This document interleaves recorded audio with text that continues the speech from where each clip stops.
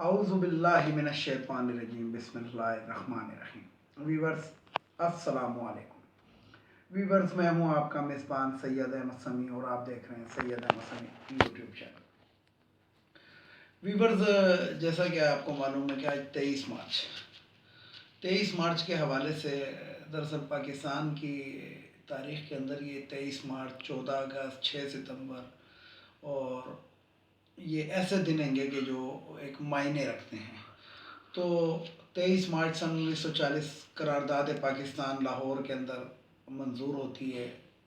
جو علامہ اقبال ایک خواب دیکھتے ہیں، اور اس کے ٹھیک 7 سال کے بعد پاکستان آزاد ہو جاتا ہے اور دنیا کے نقشے کے اوپر ایک آزاد ملک بن کے ابھرتا ہے۔ اور یہ ملک جو ہوتا ہے یہ دنیا کا ایک یعنی کہ اس دور میں آپ تاریخ اٹھا کر دیکھ لیں کہ یہ ایک یونیک قسم کا ملک بنتا ہے، یعنی کہ دنیا کی تاریخ میں کوئی ایسی نظیر نہیں ملتی، کوئی ایسا نقشہ اس ٹائم پہ نہیں مل رہا کہ ایک ملک بنے اور وہ اس طرح کا ملک ہو کہ جس کے درمیان کے اندر فاصلہ، یعنی مشرقی پاکستان اور مغربی تقریباً ان دونوں کے کوئی زمینی راستہ ان کا نہیں تھا، اور تقریباً یہ 1000 سے زیادہ کلومیٹر کا بیچ کا ایک یعنی کہ انڈیا سے گزر کے اگر بحری راستہ تو اس سے بھی لمبا پڑتا ہے۔ تو مقصد یہ ہے کہ یہ دنیا کا 8واں عجوبہ یہ ملک جو ہوتا ہے بنتا ہے۔ اس کے اندر ہمارے پاس ایک حیدرآباد دکن بھی ایک ریاست ہوتی ہے اور ریاست جونا گڑھ بھی، 2 ریاستیں بھی اس کے ساتھ پاکستان میں شامل ہوتی ہیں، جو کہ بعد میں انڈیا اپنے غازبانہ قبضے کے اور مطلب زمینی حقائق کو دیکھتے ہوئے وہ جو ہوتی ہیں ہم سے چلی جاتی ہیں۔ اور کشمیر کا متنازع علاقہ، جیسا کہ آپ کو معلوم ہے کہ وہ آج تک، کیونکہ کشمیر زمینی راستے سے انڈیا کے ساتھ ملا ہوا تھا اور دوسرے علاقہ ہمارے ساتھ، یعنی کہ بس یہ ایک جسے کہتے ہیں کہ اس وقت ایک گہری سازش کے تحت پٹھان کوٹ جو تھا وہ انڈیا کو دیا گیا تھا۔ بہرحال 23 مارچ کا آج تاریخ ہے، اور 23 مارچ پاکستان کے جسے کہتے ہیں کہ عمر میں یا زندگی کے اندر ایک بہت بڑی ایک ویلیو رکھتا ہے۔ تو بات یہ ہے کہ آج مسلح افواج کی پریڈ بھی ہونی تھی، لیکن وہ میں نے اپنی پچھلی ویڈیو میں آپ کو بتا دیا تھا کہ وہ مارچ جو ہے وہ بیڈ ویدر ڈے کی وجہ سے منسوخ کر دی گئی، اور میرا خیال ہے ابھی وہ 25 تاریخ کو، اگر موسم اچھا ہوا تو 25 تاریخ کو پریڈ ہوگی۔ تو سب سے پہلے پاکستانی قوم کو اپنا 23 مارچ بہت بہت مبارک ہو، اور ہم یہ دعا کرنی چاہیے کہ پاکستان کو اللہ تعالیٰ جسے کہتے ہیں کہ ایک اسلامی قوت، ایک ایسی قوت جو، کیونکہ پاکستان اسلام کے نام پہ حاصل کیا گیا ہے، تو ایک عالم اسلام میں ایک ایسی قوت بن کے ابھارے کہ جس کی نظیر نہ ملے۔ اب ہوئے کیا، سن 1947 کے اندر پاکستان مقرر وجود میں آ گیا تھا، لیکن قائد اعظم کی عمر نے وفا نہیں کی، اور ٹھیک 1 سال کے بعد یعنی کہ سن 1948 کے اندر قائد اعظم رحمۃ اللہ علیہ جو تھے وہ ہم سے بچھڑ گئے۔ جب ہم سے بچھڑ گئے تو اس کے بعد جو تھا یہ ملک جو تھا ایسے لوگوں کے ہاتھ میں چلا گیا، یعنی کہ اندرا گاندھی کے ایک بڑا مشہور ایک مقولہ تھا کہ میں اتنی ساڑیاں نہیں بدلتی جس طرح پاکستان کے اندر وزیر اعظم یا صدور بدلتے ہیں۔ پھر اس کے بعد ایوب خان صاحب جو ہیں وہ مارشل لا لگا کے اقتدار سنبھال لیتے ہیں۔ اقتدار سنبھالنے کے بعد جسے کہتے ہیں کہ ایک پاکستان کا ایک سنہری دور ہے۔ سنہری دور اس طرح ہے کہ پاکستان اس میں ترقی کرتا ہے، اور جرمنی جیسے ملک کو پاکستان قرضہ دیتا ہے، اور پاکستان کی تیز ترین ترقی ہوتی ہے اس دور کے اندر۔ یعنی کہ آپ اس سے اندازہ لگا لیں کہ میں نے ایک ویڈیو کچھ عرصے پہلے جسے کہتے ہیں ایک فوٹو اور ایک ویڈیو شیئر کی تھی کہ جتنے بھی ڈیم پاکستان کے اندر، Simly dam, Tarbela dam, Warsak dam, یہ جد خانپور ڈیم، یہ جتنے بھی ڈیم بنے تھے یہ ایوب خان صاحب نے بنائے۔ اس کے بعد ہم لوگوں نے جمہوریت کے مزے لیے، اور جمہوریت کے مزوں کے اندر جو تھا نا، سن 1985 کے اندر، بلکہ 85 کے اندر بھی نہیں ہے، اقتدار کی جنگ تو سن 1977 بلکہ 71 سے ہی شروع ہو گئی تھی، کیونکہ جب ذوالفقار علی بھٹو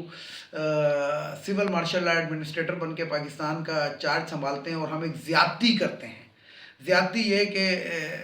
جو زیادہ سیٹیں جیت گیا تھا اقتدار اس کو دے دینا چاہیے تھا، لیکن یہ یحییٰ خان اور بھٹو اور شیخ مجیب الرحمان یہ بھی ایک جسے کہتے ہیں کہ پاکستان کی تاریخ کے اندر کوئی معنی رکھتے ہیں. تو بہرحال بنگلہ دیش بن گیا، پاکستان دو لخت ہو گیا. تو اس کے بعد جب ذوالفقار علی بھٹو جو ہوتے ہیں وہ باقی ماندہ پاکستان یعنی کہ جو مغربی پاکستان جو تھا، جس کو بعد میں اسلامی جمہوریہ پاکستان کا نام دے دیا گیا، تو اس کا سول مارشل لا ایڈمنسٹریٹر بنتا ہے. تو تمام جو صنعتیں ہوتی ہیں پاکستان کے اندر وہ قومیاں لی جاتی ہیں. اس کے اندر اتفاق فاؤنڈری بھی قومیاں لی جاتی ہے. تو ادھر سے ذوالفقار علی بھٹو یعنی کہ پیپلز پارٹی اور نواز شریف، اس وقت تو نون لیگ نہیں تھی، نواز شریف کا وہ شروع ہوا. پھر جب ضیاء الحق صاحب اقتدار سنبھال لیتے ہیں مارشل لا لگا کر، تو شریف فیملی جو ہوتی ہے وہ ان کے بے انتہا قریب آ جاتی ہے ضیاء الحق کے، اور حصے دار بن جاتی ہے اقتدار کے اندر. اور سن 1985 کے اندر سب سے پہلی دفعہ جسے کہتے ہیں کہ اقتدار کے اندر باقاعدہ ان کی جسے کہتے ہیں کہ انٹری ہو جاتی ہے. اس کے بعد سے آج تک جس طرح اس ملک سے انتقام لیا گیا، یعنی کہ آج بھی میں نے ایک ویڈیو جو ہے وہ پبلک کی تھی، جس کے اندر شہباز شریف صاحب فرما رہے ہیں کہ میرے والد صاحب ایک بہت ہی غریب گھرانے سے تعلق رکھتے تھے، لیکن اسی ویڈیو کے اندر میں نے شیئر کیا ہے کہ مریم نواز صاحبہ فرماتی ہیں کہ شہباز شریف کے والد جو تھے وہ بہت بڑے جاگیردار، مالدار اور قسم کے شخص تھے. تو بات یہ کہ جھوٹ ہی ہوتا ہے. ہمیں اب اس کے اندر کیا ہم وہ بتائیں کہ آپ کو یہ تاریخ جو ہے کیونکہ میں نے ایک لفظ کہا تھا ایک دفعہ کہ ہم جیسے جو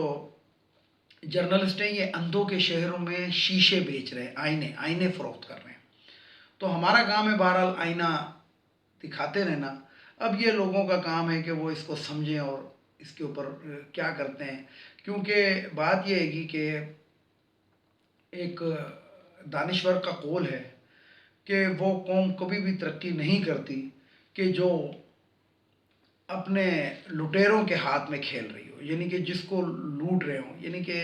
دیکھیں اس کے اندر ایک بہت ہی زبردست قسم کا ایک تاریخ ہے کہ یہ ایک ہٹلر نام کا ایک جرمنی کا چانسلر تھا. تو ایک دفعہ وہ اپنے ایوان کے اندر ایک مرغا لے گیا،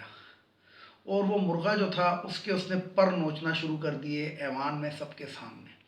تو مرغا جو تھا وہ تکلیف سے بلبلا رہا تھا، لیکن اس نے ایک ایک کر کے سارے پر نوچ دیے. سارے پر نوچنے کے بعد اس نے اپنی جیب سے کچھ گندم کے دانے نکالے اور وہ اس نے اس مرغے کو ڈالنا شروع کر دیا. وہ آگے آگے چلنے لگا اور وہ مرغا جو تھا اس کے پیچھے پیچھے چلنے لگا. یہ نہیں تو پھر اس نے یہ ایک سبق دیا تھا کہ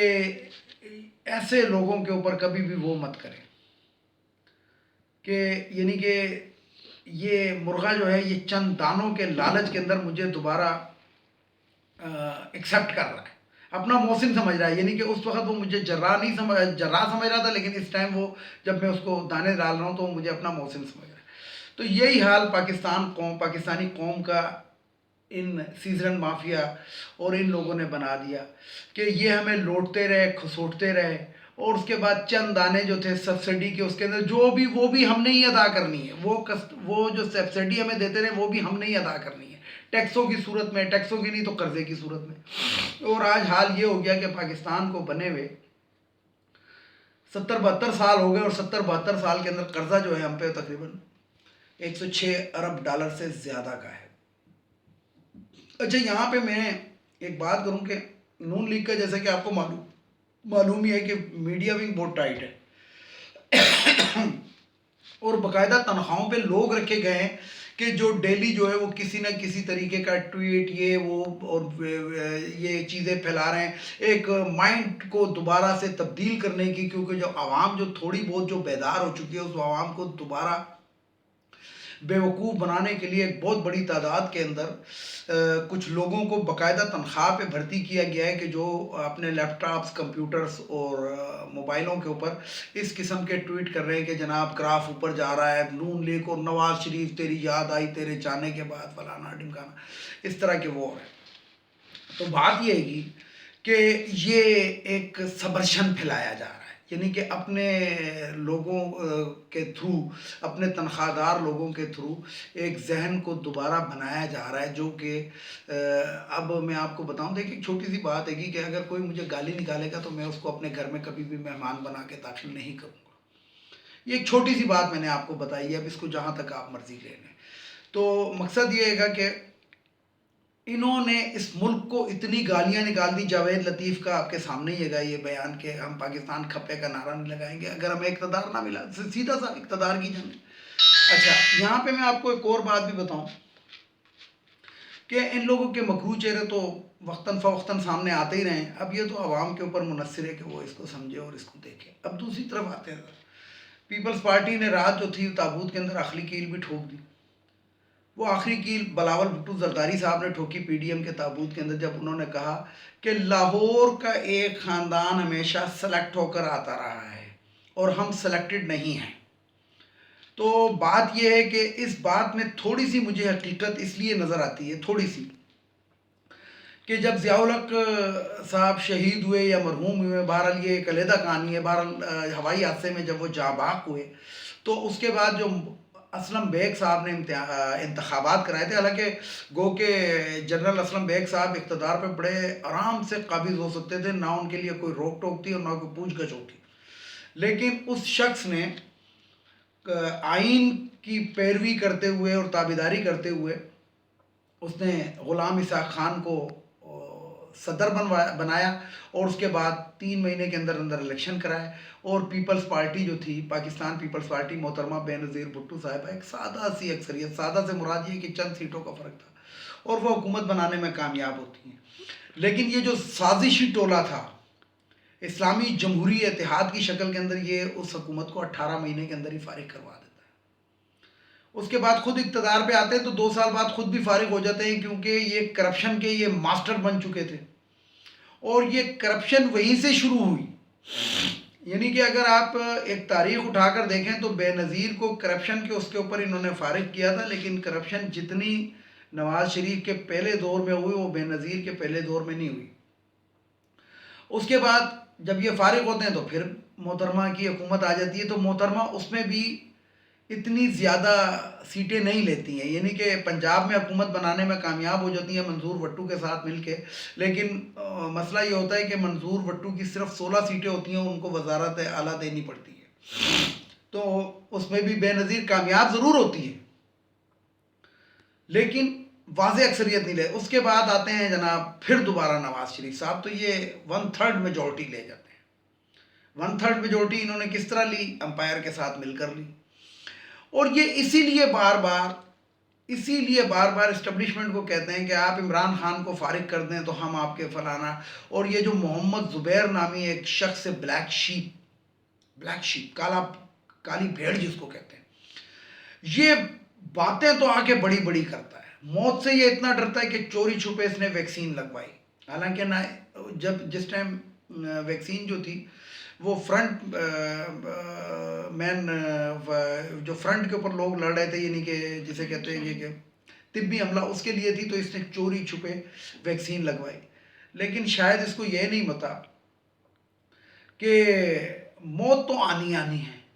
بھلے یہ کوئی ویکسین لگوا لو یا جو مرضی لگوا لو، موت تو آنی ہے، اور یہ جتنا مرضی موت سے بھاگ لیں وہ آ جائے گی. تو یہ جو زبیر ہے گا، یہ اندر خانہ بڑی اس نے کوششیں کی ہیں، بڑی اس نے جسے کہتے ہیں کہ اپنی سرتوڑ کوششیں کی کہ کسی طریقے سے، کیونکہ عمران خان ان کی بددعاؤں سے تو جانے والا نہیں، اور ان کے یہ جو جلسے جلوس فلانا ڈمکانا یہ جو کر رہے ہیں اس سے بھی جانے والا نہیں. کیونکہ یہ مولانا فضل الرحمان جو تھے، جب یہ عمران خان اور طاہر القادری نے دھرنا دیا تھا تو اس میں یہ جو دین فروش مولوی ہے، اس نے یہ کہا تھا کہ یہ کوئی جتھوں کی صورت میں آ کے حکومت ختم کر دینا، یہ کوئی وہ نہیں ہے، اور نہ ایسے ہوتی ہیں حکومتیں ختم، اور ہم نہیں ہونے دیں گے. اب یہ اور بات ہے کہ جیسے یہ جو دین فروش مولوی ہے گرگٹ کی طرح جو رنگ بدلتا ہے، یہ تو آپ لوگوں کو معلوم ہے،